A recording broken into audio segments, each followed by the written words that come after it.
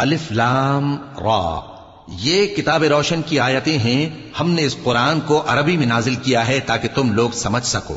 اے پیغمبر، ہم اس قرآن کے ذریعے سے جو ہم نے تمہاری طرف بھیجا ہے تمہیں ایک نہایت اچھا قصہ سناتے ہیں، اور تم اس سے پہلے بے خبر تھے. جب یوسف نے اپنے والد سے کہا کہ ابا، میں نے خواب میں 11 ستاروں اور سورج اور چاند کو دیکھا ہے، دیکھتا کیا ہوں کہ وہ مجھے سجدہ کر رہی ہیں. انہوں نے کہا کہ بیٹا، اپنے خواب کا ذکر اپنے بھائیوں سے نہ کرنا، نہیں تو وہ تمہارے حق میں کوئی چال چلیں گے. کچھ شک نہیں کہ شیطان انسان کا کھلا دشمن ہے، اور اسی طرح اللہ تمہیں برگزیدہ و ممتاز کرے گا اور خواب کی باتوں کی تعبیر کا علم سکھائے گا. اور جس طرح اس نے اپنی نعمت پہلے تمہارے دادا پر دادا ابراہیم اور اسحاق پر پوری کی تھی، اسی طرح تم پر اور اولاد یعقوب پر پوری کرے گا.